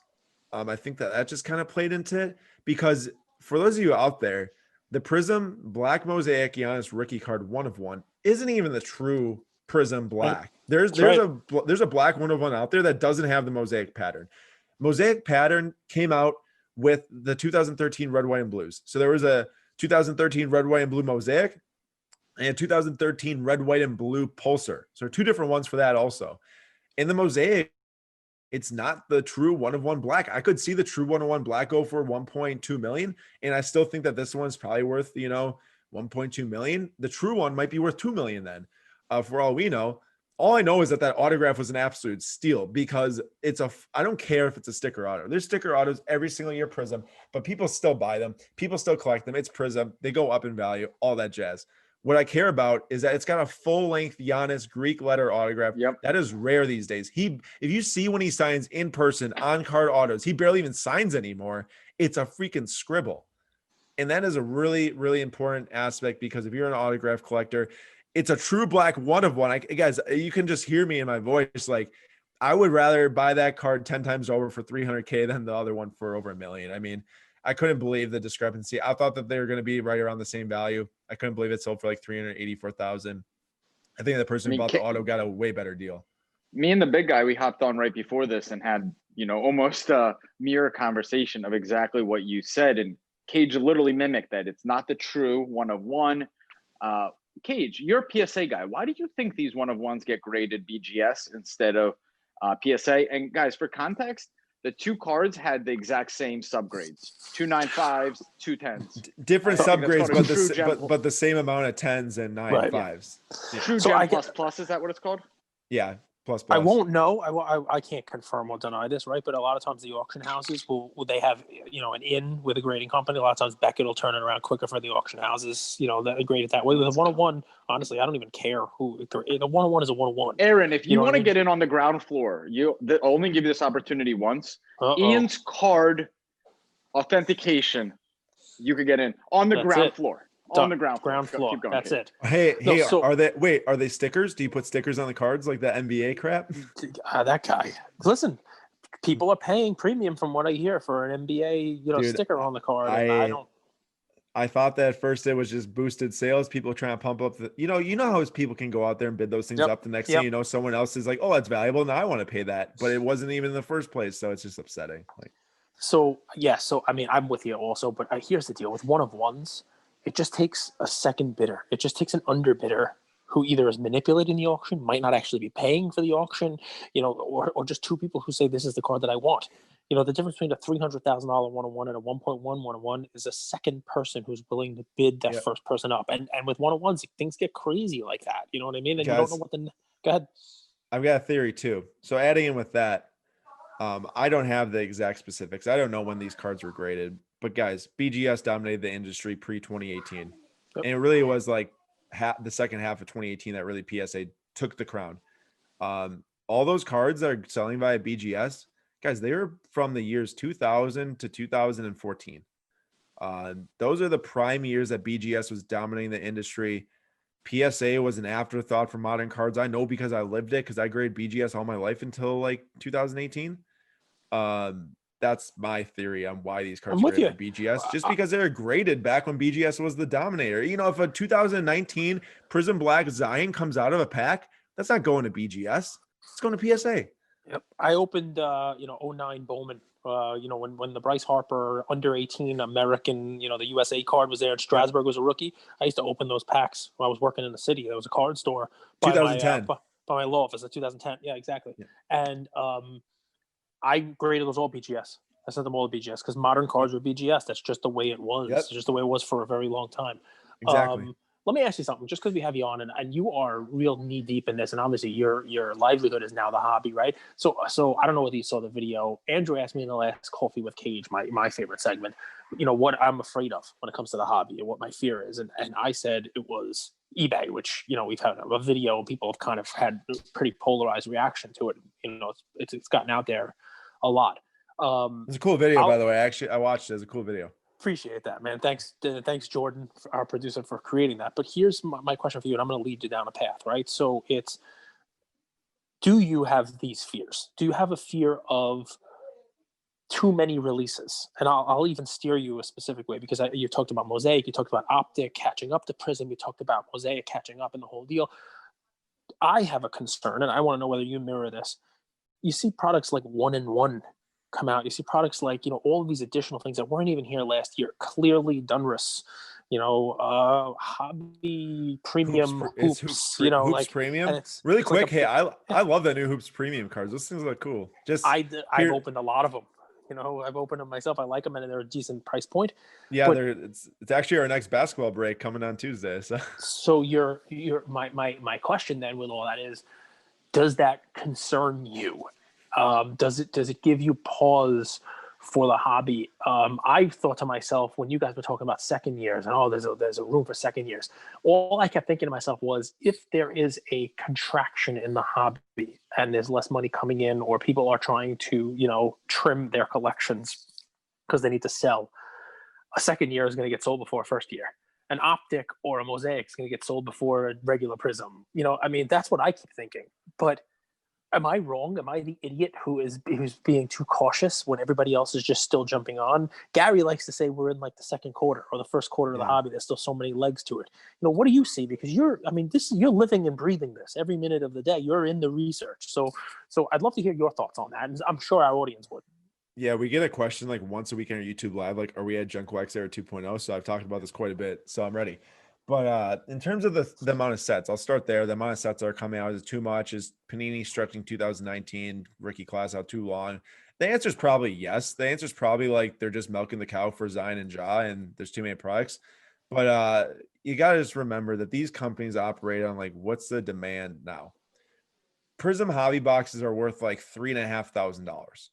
Okay, that's an insane rate. I mean, back in 2017, I was buying Prism hobby boxes for $100. So that just goes to show you like how much demand has came in, that they're now 30x the price of what they were. And as long as that's happening, they're going to make more products. They're going to make, more supply of Prism. And if the demand keeps on going up, they'll keep catering to the demand, because then we're going to see Prism hobby boxes be $8,000 and then no one can buy them. And it's just like, it's just how they can do it to keep the supply levels in check with the demand. And while it's not great to have supply levels that are way over demand, it definitely isn't great if you push every single person that can be involved in the hobby out unless they're rich. That's not what we want either.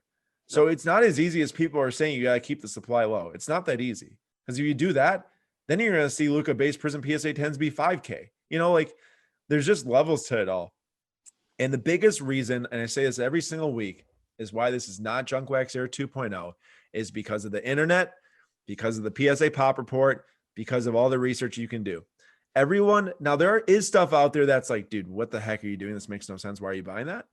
But everything out there really gets a market value because of the research, the time that people put in, and the understanding of supply and demand. People out there can understand that from 2017 to 2018, Prism Print Run got jacked up like 3 times. From 2018 to 2019, it probably got doubled. From 2019 to 2020, it's going to go up even more. People can understand that. If you look at a 2019 Prism base PSA 10 Zion rookie, it's $700. If you look at a Devin Booker base PSA 10 rookie from 2015, it's like $1,300. It's more expensive because there's only 1,300 PSA 10s out there, whatever the number is, and there's like 15K Zions already after 1 year. People understand how the industry changes and spend money accordingly. If Prism goes up to an insane print run, you're just going to see LaMelo Ball PSA 10s be worth less market cap wise and proportionately to the Devin Booker. I mean, I'm not surprised that Devin Booker's not worth more than he is because of that fact, because of the PSA Pop Report. But basically, everything that's happening in this industry, how people are spending money, is all predicated on the research that people are doing. The demand is going to change over time. The demand is going to go elsewhere. It's just not outside of the industry. I'm saying in the industry, trends are going to change. We've seen it happen over the last year, how many trends have changed, how many new things that people gravitated to. It's happened like 10 times in the last 3 months, probably. And it's going to keep the industry moving forward because there's always going to be ways for people to understand how much money should I be paying. Just because there's way more LaMelo Ball PSA 10s out there than Jason Tatum's doesn't mean that the industry's gone because LaMelos are worth way less than Jason Tatum's. It just means that there's more out there, so they're worth less money. I mean, people just like all the money just gets reallocated and made in different ways. And the important thing is that there's research, there's serial numbered cards, all that jazz. Because of the serial numbered cards, you're going to constantly be seeing.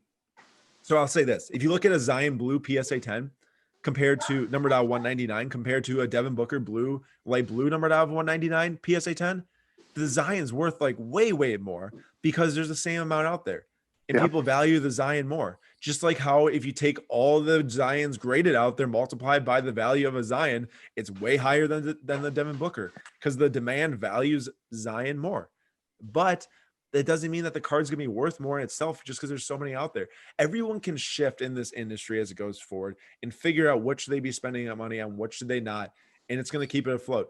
I think that it's very, very bubble proof because of that. And now I say that based on that there's no change in global landscape of economy, U.S. landscape of economy. Like if stuff like that changes, that's not stuff that the card companies are controlling. That's not stuff that any Topps or Panini is controlling or PSA. Like that can affect it, sure. But I'm talking about just in the industry. it's very, very bubble proof because of those reasons, and because people can shift where they're spending money. People are going to get stuck holding the bag on some things, but they're also going to make money on other things to offset it. I mean, it's just true. Like if you lose money on something, you're probably making money on other things that offsets, or you're making more money because you're smarter than what you're losing money on. Guys, if you want to get some data on what Aaron just beautifully kind of elaborated on, I saw a really good post today, and the name is Slabstox Slabs. Now, if that's tough for you guys to go and find that name, go to Shaway Vlogs. Just trust me, Cage. I wouldn't waste your time or the audience time. But if you're able to either go to Shaway Vlogs story and you'll see this post, or find Slabstox Slabs, and I'm butchering it, but this is unbelievable data. So what he did, or she, he looked at the Prism Silver PSA 10s, and then he looked at the average price, the pop, the market cap, and then he did 2 extra columns, which I think are awesome. And this is all off Card Ladder data. He looked at the average price adjusted to pop of 100 and the average price adjusted to pop of 2,000. And the results are amazing. So if you guys want a little context, a little data behind what Aaron just talked about, do your best to go and find those 2 accounts. I know the spelling's tough. DM us if you have trouble finding it. Why don't we reach out to them and see whether or not they have a problem with us reposting that on our thing? Tell them we mentioned it in our podcast, and that makes it easier for our listeners to find. Hey guys, there's no plagiarism in the web world. You just have to tag them. I like to get permission. People are spending their time and their sweat equity building this stuff. You don't want to just vampire it from them without their approval. But guys, this is important because this, like you just said, it basically takes how many are out there, what's the demand like, and it ranks it based on like what players are getting the most demand based off of how they're. I'm looking at right now based off their market cap, pop of the same amounts, all that jazz. It's a cool post. And also, this is right. It takes a lot of research to do that. You guys got to keep in mind also, if you're reading this, I want you to just know that this is very different than what a Prism base PSA 10 of this exact same thing will look like, because certain players are going to be ranked way lower. Certain players are going to be ranked way higher because they didn't adjust to silver and base print runs the same amount every single year. Sometimes silvers are super low compared to base. Sometimes, it flip flops. Just so you know. You can't apply to every single card, but it's the good. LeBron Prism print run has been insane because like the LeBron 2012 Prism is, I mean, the pop is what, like 60, 70, the 2013, 60, 70. And this year the pop is 2,000 plus. But I would be remiss if we didn't talk about Giannis, the Supermax, Drew Holiday going to the Bucks. Look at that smile. Jordan, if you're listening, clip that moment. Look at that smile. Aaron, would you take Giannis to the prom? No, I'm just kidding. Hey, no, you're gonna set up a fight between him and Rips, man. You know me all too well, Cage. Should we end it on this? Should this be the last topic? Giannis Supermax 5 years. I like it. Well, I mean, it's gonna make you happy. But no, after you answer that, I want you to spend 2 minutes to end on what Slabstox is. What are you doing now? What you want people to know about your brand, and basically, what you have coming in the future, where they should look to find you, that kind of stuff. But we do want to talk about Giannis, but I do want to end with, you have so much stuff out there. You have so many coals in the fire, as they like to speak, right? And I don't go a day without opening your email and saying, oh, what are they pushing now? Sometimes I read it and I'm like, wow, they're really big on Michael Porter Jr. today. And then I want to give you a hard time. Guys, keep in mind, the emails are very much out there for people that don't understand cards, that understand players but don't understand cards. It's not supposed to be you're going to make money on all these cards. It's not guaranteed. It's never guaranteed in the hobby. Everything's at risk, all that stuff. And really what we do is we get cards in there that matter. And what you're supposed to do is you're supposed to take that knowledge and apply it to other players. You see that we have a select tie-dye Michael Porter Jr. courtside in there. Well, go find a courtside of your favorite player tie-dye because we think that those cards are valuable. This isn't us pushing you to go buy stuff that you need to, that you must, or that you're going to make money on. It's really just supposed to be another educational tool for you to use. And I just want people to know that it's a target list. It's not a you must buy list. It's a target. Like, hey, these are cards you can look into in Target and get easy knowledge on. And do more research, because there's there's a link and a target price in there. That's about it. But basically that news has been running for so long. Now we're really trying to phase out of it into our platform, which I'll talk about then, that Cage was telling me about. But Supermax Giannis, I'll be quick. I'll say this. was getting nervous with the days coming up to December 22nd that he wasn't going to sign. The entire time I thought he was going to sign until he showed up to Milwaukee without signing. I thought he was going to arrive the first day and sign it right when he came in from Greece. I don't like, guys, I've listened to Giannis, the Bucks, and all the talk around it for years. And every single time he speaks about the city of Milwaukee, it's his home. He's never said that this is just a place I'm playing basketball and anything. This is his place. These are his people. This is what he cares about. This is his humble upbringing. He came from Greece. He was selling shoes out of a flea market. He wasn't out there in LA building, a basketball empire by the time he was 14. He literally learned the game of basketball while he was supporting his family. And this is the exact place he wants to be, needs to be, that fits his lifestyle. I mean, that's how I'm always going to be too. No matter how big Slabstox gets, I'm going to be just like Giannis. This is my home. This is what we do. This is how I spend my time with my family. Like, it's never too cool for anything. Like, Milwaukee's a very down to earth place that isn't, the glitz and glamour of the show and all that stuff. But Giannis is making it what it is now. Guys, I've said this to so many people. Giannis will be the most famous person to ever be a part of Milwaukee ever. He's global. He's worldwide. He's going to be the face of the NBA. He's going to win a championship. I know I can't guarantee something like that, but I have that feeling. I really thought it was going to happen last year until the bubble happened. But let's talk about the roster. What do you think of the offseason moves? Well, first off, I was really disappointed that Bogdan didn't come here. I mean, I really thought that was going to be a huge play with Bogdan Bogdanović from the Kings, with Drew Holiday, with Chris Middleton, Giannis, and Brook Lopez. Like, that is a stud lineup, like absolute stud. Now you got to take out Bogdan, you put in Dante DiVincenzo. I loved Dante going before the season got suspended. He really disappointed in the bubble. He had a bounce back series against the Heat. He looks a lot better, I hope, going into next season. He could really be a very talented starter and a role player for the Bucks. You think they're going to start Dante? Yeah, I do. I'm a big Dante fan. He went to Villanova, so yeah. I'm a big Dante DiVincenzo fan. I figured you liked him. Him and Drew Holiday. Drew's going to be a grinder. He's going to give that defense. Giannis, guys, the length is going to be incredible on the floor. Yep. We're going to be right up there, top of the East again. I really, fingers crossed, it can be a championship team, but the Lakers are scary as heck. So that's some new visitors to Milwaukee. You mentioned those new free agents. The Milwaukee, it's no stranger to visitors. The French missionaries visited in the 1600s. In fact, isn't it pronounced Milwaukee? Hey, I don't know. Isn't that Algonquin? It's pronounced Milwaukee for the good Algonquin for the good land. Do you know what I'm saying, Aaron? Do you know what it's from? I do. Because Andrew has no idea. What's it from? It's from Wayne's World. Boom. And Cage, the only reason why I knew that is Love because this man. Slabstox Sam came on to an in-person YouTube video with me, and we opened the video. He's like, "Oh, I'm in the good land, Milwaukee, and everything." It was great, and it was So I do know what you're talking about. That's Alice Cooper, Andrew, in a scene from Wayne's World. He's touring in Milwaukee. Like, do you come to Milwaukee often? He's like, I'm a regular visitor in Milwaukee, but Milwaukee has had its share of visitors, the 1600s, the French missionaries, and you're like, what the hell is going on? Alice so Cooper. random. That's so random. But hey, about the roster, really good bench moves. Yes. Too. Thank you, Aaron. Guys, that's a force coming off the bench. He's important. He's going to be a scorer off the bench. Who else? Ben Forbes is important, a guard coming off the bench. There was Torrey Craig coming over from Denver, giving some amazing defense off the bench. Like, guys, I really think that this is still the top team in the East. Our team, Bucks, is the top team in the East. And going into the NBA Finals, I really hope that we're there. And I really hope we're competing with the Lakers, because it'll be an amazing series. And just securing Giannis, guys. Honestly, if we win one championship and Giannis stays here the whole career, I would take losing season for the Bucks for the rest of my life. Getting one championship for the city and having Giannis be a lifer here, it would just, I can't even explain what he does for the city in terms of having star power here. It's ridiculous. It's such a big, it's so important. It was so important for the city for him to resign.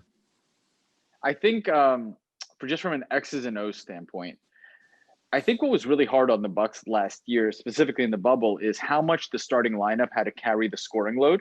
Yeah. And having people that I'm really excited to see Brent Forbes and DJ Augustine come off the bench, because DJ Augustine, that was a huge one. Shooter off the bench, really big. And they're true point guards, right? Your point guard is kind of Giannis right now, which is a traditional, but it works. It works really well. And then you just flip it, and then you have this really traditional second unit that can run fundamental kind of basketball set. So I'm really excited, because I agree with you. I think their bench moves are actually what's going to propel Guys, them. And best I think that's where they lost to the Heat, was off the bench. best defensive team in the league. Yeah, for sure. Best defensive But team they were in the the league. last 2 years, dude. Yeah, but The it's going to unfortunate happen thing again, about though. well, for sure. But the unfortunate thing is defense doesn't win in the NBA. You're right. It doesn't, but it definitely helps. I'll put you in a position. So the thing is that you're right. You know, if it wasn't Giannis, if it wasn't Chris when he's heating up, who the heck was it last year? It was like no one. Because when Dante is playing bad, there's no one there. And well, they would run sets for Kyle Korver, right? Like third best scorer was Kyle Korver, and that's just unacceptable. So it matters a lot having that bench unit come in. It matters a lot adding Drew Holiday to the mix. Like, guys, Eric Bledsoe is not the guy you want down the stretch handling the ball. Because if Giannis is getting triple team, you need to give it to someone. If Chris isn't on fire, you don't want Eric Bledsoe handling the ball. He was terrible in the playoffs. Drew Holiday provides the extra option, and it's going to be huge. I'm so excited.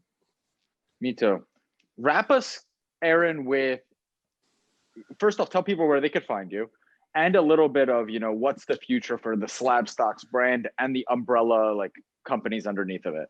Right. Okay. So right now where you can find it, Slabstox on Instagram. That's the place that we're always communicating. That's the place we're always posting. We're getting up 3-4 posts a day, IGTV videos, story posts, all that stuff. Slabstox on Instagram. We just passed 33,000 followers. I was fortunate enough to be involved in an event with a really big sneaker brand that just gave us it helped us gain 2,000 followers over the last day. Is incredible. I could not believe that. But very fortunate for that. But Slabstox on Instagram. If you want to get into our breaks and see our website, it's really well designed. We got an awesome design team. We work with an agency in Milwaukee that designed our website and all of our Instagram templates. Slabstox.com is the place to go. There's a little green button for the shop in the top right. And you guys can see our active breaks that are going down. And then you guys can also pre-register. Oh, really quick before that, YouTube. We post 4 to 5 YouTube videos a week. We got shows contributed from myself, from Slabstox Nate, from Slabstox Sam, and from Jameel down in Florida, shop owner down at Gainesville, the Mealy Pop shop. So we got a lot of contributors. We got a lot going on YouTube. And then the break streams too are on YouTube. And what's to come for Slabstox? So I will say, there's Slabstox FC and now Pocket Stock. So those are two things that we're working on in the meantime. Those are also, if you're a Pokemon fan, if you're a soccer fan, those are places where we're going to have really diehards there. Soccer, Slabstox FC on Instagram. There's a lot of soccer diehards on there that actually talk back and forth about soccer that I don't talk with back and forth because I don't know about soccer, but they contribute. And that's what we try. Really quick, I know that I'm sidetracking, but so many people out there can look at it and be like, they're adding too much to their repertoire. But I'm not claiming to be an expert in this stuff. I'm claiming to make sports cards accessible and to connect people who know the stuff and want to talk with each other. I created Slabstox FC for people who love soccer and collected cards to go and connect with each other, to comment on posts, because I have an audience that can connect together. That's why I did it. I'm not sitting there talking about soccer cards on a podcast like I know everything. Like I'm telling people this is where you should be buying. I brought on 15 guests in a row or something who are in the soccer card space, no matter if they have 0 followers or 500,000 followers. No one had that, just saying. But I brought them on because they know what they're talking about and they want to connect with you guys, and I can connect you guys to those people. And that's why I did that.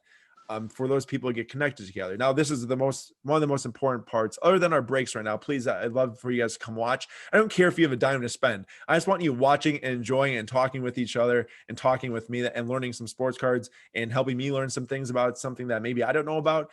I want you there for that reason. And we're going to be doing streams on probably Tuesdays and Thursdays, but subject to change here and there.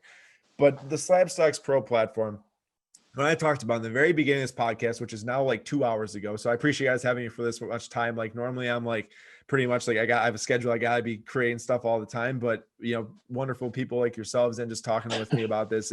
I'm sitting here willing to give you guys the time because I love it.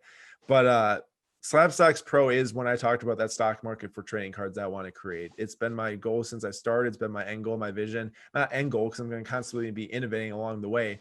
But it's really what I want to produce for the people, and people want it. We got thousands of people waiting for it. Outside entity put us on pause, really hurting us right now, not letting us launch it. We are all ready to go. Get the data feed in, flip the switch, boom, it's out there for people to use. Currently in a redevelopment stage to pivot and start producing something on our own with our team really hands in there helping you guys. It's not going to be to the scale that it was supposed to be. It's going to be on a smaller scale because manpower just can only go so far without automation right now. But along the way, we hope to pivot along the way and see what can we do on our own, or what can we do with maybe other outside entities to make something happen that's further than what we're going to initially launch. So we're looking at about mid to end of February for Slabstox Pro platform to be out there, interactive, where you can go on there and click through graphs, click through sales data, click through volume, click through items available on eBay right now, all that good stuff. Create your portfolio head to head, compare cards. It's going to be 100% free. That's one of the biggest things, that we want to make sports cards accessible to people. We also want to make sports cards data accessible to people on tracking their portfolio. So it's all going to be free. And yeah, we're still doing it. I mean, we've hit massive road bumps. It's definitely the most adversity I've faced along this route. I thought we were going to have something up within a month and a half to 2 months of announcing it. We were told timelines that we thought we were able to meet. And of course we didn't meet them. And I hate that, because I don't like not coming through on my word. The hard thing is that it wasn't me that, wasn't doing what I said I was going to do. We did everything we said we're going to do. And then whatever help we needed to get there just didn't come through. But Aaron, and this is just my intuition here. It reminds me of the situation that you mentioned at the beginning of today's episode with Gary, where it kind of doesn't work out the way you think it would in the beginning, and it actually works out in your favor in the end. And my intuition, my hunch here is that with a Pro Tool, something similar will happen. Andrew, and here's something really important. When I say that, like, something will lead to another thing, I'll tell you what, Slabstox breaks, it never would have been a thing if it wasn't for getting delayed on this platform. I've considered for a while maybe doing breaks. We've talked about internally. People have asked us. I've always been like, no, we got to get this platform out there. We got to provide the data. That's what our, key part of the business is. But then I realized we took a step back and we're like, hey, our business is talking about sports cards, making them accessible for people. We provide things along the way to do so. We don't have one pigeonholed thing. I thought for a while I did, because people were like, that's who they are. That's what they got to do. Then I realized, no, we can do anything we want to that's making sports cards accessible. So we launched the breaks page, and that's huge for us right now. It's keeping us going right now, leading in this platform release, and you all interacting and buying spots helps us out immensely to get to the Slabstox Pro. And Andrew, you're right. I mean, a million things are going to change from the time I'm sitting here till the time we launch, I'm sure, in February. But and even going forward after that, but we're gonna be better off, I think, because we're going to be building long term. We're going to be really finding ways to help the industry connect more with our audience, not be such a brick wall between the marketplace and the user. We want to be with you guys there as the users, as the buyers, as the sellers, understanding what the pain points are of different marketplaces out there currently, all that stuff. We want to be there for people, and we're going to be. So you know what I love? It's not, you obviously love the cards. You love the hobby. You love the stuff that's going on. And, the breaks, I'll just give you an example. We did breaks just for basically like a Luka Nation break. Just, I happened to go into my LCS and he was getting playoff football boxes, and I was able to get them real cheap. Kind of like, I don't know if you remember in the group, I was able to sell. Do you remember what I sold Bundesliga Chrome boxes for? Cage, it's like $100, I think, right? Yeah. Cage, I should have bought your entire case. They're like $1,000. Dude, that print run was so short. So, I mean, but I'm not looking to make money off of people, especially you guys. We're friends, right? So, I get them at the cost, and here's what we have, right? And yes, people want some. Cage, really quick. Yep. Just so you don't forget, if you ever find anything that you think that we can use, please let me know. We're always looking to add supply right now. So I wanted to break boxes for people, in our group at the cost that I was getting them at, cheaper than any ones on eBay. And first of all, I asked if your neck hurt, because forget about it. It was 4.5 hours, and it's just like, oh, you're going through them and you want to sleeve everything as if it's your own card. But one of the coolest things that came out of it was there was an account. The memory, Reckless Cards. Boom. It takes me a second, but Reckless Cards was the name of the account, right? And he came in and he watched the break with his family. Right. And, they weren't in a break. They hadn't purchased anything ahead of time. They were just someone, they happened to come on our live stream just on Instagram. And he wound up getting in a break. He wound up getting, like $29 division, whatever it was, for one of the boxes. And, he messaged us afterwards and he's like, look, I watched with my wife and my 2 kids. And it was like a family night of like watching. It was like entertaining because, of course, I make a joke about everything. Right. So, and it was like, it's funny and we got to learn about the cards. And, he messaged me, his son was a Chicago Bears fan. So I sent him some Chicago cards, some from when I was a kid, like Curtis Conway, who's his son, who's probably, 10 or 11, has no idea who Curtis Conway was. But then they sent a video back of him opening up the cards and his son with the, the Curtis Conway and all this stuff, like, thank you. And I mean, that's really cool. And I could tell that's part of what Cage, that's what it's about. I mean, we're trying to do so much just for the well-being of the hobby going forward, getting kids involved. I'll tell you this. I say this as much as I can because it's really important, and it is a pain point right now in the hobby. if there was never such a thing as retail packs at Target, I would not be sitting here today. The only reason why I got involved is because my brother and I were buying 2008 Topps blaster boxes with Brett Favre on the cover right when we moved to Minnesota, and we're Packers fans, and they're stocking Brett Favre blasters at Target. We're buying those things and opening them. 2012 comes. I'm in middle school. I just started playing basketball. I love the NBA. I love Kobe. Kobe's like my idol when I'm just starting to play basketball. I buy 2012 Prism packs because Kobe's on the front. That's the only way that I'm sitting here today, because I got involved because of retail packs. And it's so important for kids to be involved. And I know I didn't say this before in this podcast, but the National 2021 in Chicago, we already have hundreds of kids packs made. And we're about to open up a P.O. box to take in donations from our audience and from our supporters to provide these kids packs for kids, to give them a retail experience of going on a shelf and picking out a pack and opening it with their dad. I mean, that's just stuff that you can't create that by going on eBay and buying a card. As much as I love it, as much as you love it, as much as everyone out there loves buying and selling these cards, you can't create those moments that keep me in it. Guys, the only reason why I have passion for this is because of those moments when I was younger. There's no way I'd be sitting here if I just started buying and selling the first thing I ever did with cards was go on eBay, buy a card for $10 and sell it for $50. I would not be sitting here today. There's no chance. It's just, there's just no way. Listen, I know Panini and Topps and those guys, they listen to our podcast, especially with a power player like you on. So how do we fix that? And that's not an answer for you to come up with right now. But I go to Target now and I see a beaten up shelf with a sign that says 2 per customer, and it's empty. Yep. Do you know what? These manufacturers, Panini and Topps, first off, I know that we've talked about creating too many products. There's got to be products that are put out for low cost for them to make, low cost for the end user. And they need to work with every single retail store in the nation on creating policies around sports cards buying. My Target that is 5 minutes away from here, you go there, any new release that they get of basketball, of football, of Pokemon, anything that like flies off the shelves, it's behind a register with an employee, and they hand 1 pack to each customer that comes in. Sure, maybe someone's got 8 buddies that they say, hey, go buy them all. I'll give you a couple dollars per pack extra, but it's a real thing that can be done. And I've seen shelves that say 2 per customer that no one enforces it and they're gone. But I've also seen places like the same Target I'm talking about. I went there on the day that Vivid Voltage released for Pokemon. I grabbed 4 booster packs off the shelf and there were 60. And I walk up to the self-checkout and I start scanning them. Target employee walks up to me, hey, those are only 3 per customer. Can I have the last one? I was like, oh, sure, here you go. I'll just take 3. I'm totally fine with that. I literally do not care. I'd rather have them take it from me and have a kid get one also than me take all 60 and there be none. So there needs to be some products that are made that lend themselves to kids better. I know that hoops, like you could say like, oh, well, hoops is supposed to be that product. Well, it's not anymore. So let's come up with something new, Yeah, nothing is. I was in the Target yesterday. There's no sports cards. So there were 0 sports cards. None. There's got to be direct engagement. And I can tell you that there probably is not right now between Panini and Topps and Targets and Walmarts. That is like, hey, you need to take these products and you put them behind registers. You can't have to stop backdooring deals, all that stuff. I mean, there's a lot of shady stuff that goes out there with retail, man. I've seen stuff, Walmart employees selling out in the parking lot, loads of MJ Holdings boxes. Like, guys, there has to just be regular, just stuff done. I'm not saying that cards have to be regulated. I'm not saying that, you got to, whatever. I don't know what you want to say, but there just has to be some facet to the retail phase of it that's different. I'm with you. You talk about demand, right? And you're good at finding where the demand is going to be. Well, for this to not be a bubble and for not to go away, the demand has to come from that next generation of collector. It's got to be that kid that's going to go buy that Brett Favre in 2008. It's a blaster with Patrick Mahomes on the cover of it now. That's $10, and you could buy it while mom is buying clothes or whatever else is being bought at Target. You get another generation, a whole new crew of people buying. You need that in there, and we're not going to have it. Exactly. And that's why I think it's so important for the people that are out there right now, like you with Ian.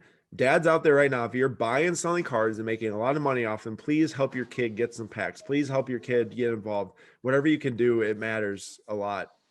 Every Friday we're opening. And there's stuff you could find, guys. You know what? Tomorrow we're opening a blaster of Prism NASCAR with Ian. $10. I got it at my exactly. store. So it's just something open. and guys, kids don't care if they're pulling out the card that every other person on Instagram wants. They don't care about that. They just want to get their hands on cards. I only was buying 2012 Prism because they had Kobe on the front. Prism was nothing in 2012. It's the first year the product ever released. I literally didn't even probably know what Panini really was, other than that I knew that they made all the basketball and football cards. And I bought it because I had Kobe on the front. That's how kids connect with stuff. They relate to things. They don't care if it's Trae Young Prism 2018 base that's a PSA 10 of $725. Yep, 100%. So, all Cage, right, Aaron, listen. Cage, Yeah. really quick, I Yeah, appreciate you with getting Ian involved. I want to say that because you're one of those people out there that I hope that people like get a model after, and I'll do the same one day for my kid. Listen, he loves you guys. And every once in a while you might get a message from him. He'll just send you a picture of one of his cards. That's what he does. And he's like, I messaged Slabstox. I'm like, leave everybody alone. Just stop sending Do it. pictures. Hey, Ian, whenever you want, send me a picture of your cards. Well, listen, here's the deal, right? And be a good member of the hobby community. I love that you're doing those kids packs. Andrew the other day sent a gift. It just comes in the mail and Ian opens up it's got a Ja PSA 10 hoops, winter version of it for Ian's collection. He opens it up. He's like, oh, this is amazing. I mean, that's cool stuff. It really is. But then he says, wait a second. It doesn't snow in Memphis. That's what he said. There's snow on this card. There's snow in Memphis. But Cage, as Ian said, what is it? Rewind it. Yeah. It was because you opened the Hoops Premium and it didn't have 3 of the cards, right? Yep, it was missing 3 cards. I bought a Hoops Premium box from Target. It's a complete set that has supposed to have 200 cards in it. It had 197 cards, and one of the 3 that was missing was Zion. No baloney. And I got a Zion back from PSA that day, a Zion hoop. So, I mean, the big man up top, what can you do when there's serendipity in the air like that? It was sealed. I don't want to say a Target employee yanked out the Zion. I have no idea, but it was literally 3 cards missing. It had 197 cards in it, and one of the cards missing was Zion. Crazy, right? Because that's what you buy the set for. Yeah. You're buying the set for Zion. Well, Luka Nation, I hope you guys have enjoyed today's episode. It's a marathoner. Cage, wrap us. Listen, guys, get on. If you're not on looking at Aaron's stuff with Slabstox, you have to. When I got back into this hobby big time a couple years ago, it was one of the first places that I checked myself. I'm lucky enough to have pretty direct access with Aaron for the last 2 years and change, in an Instagram group. We have those groups. You want to join one with us? Get in one. Maybe I'll get Aaron to join one, and we can have like the Slabstox group so he can come in and chat with you because he's got nothing else to do with his time. But check out his pages, check out his graphs. Some of these things it's amazing knowledge. And if you take nothing from our marathon episode other than this, it's all about the due diligence. It's all about there's no shortcuts. It's all about the more work you put in, the better it's going to be, the better the product you're going to get out of it is. Become an expert in something, research a player, research a sport, research a sector, and go ahead and buy it with the knowledge that you give yourself. There's no shortcut there.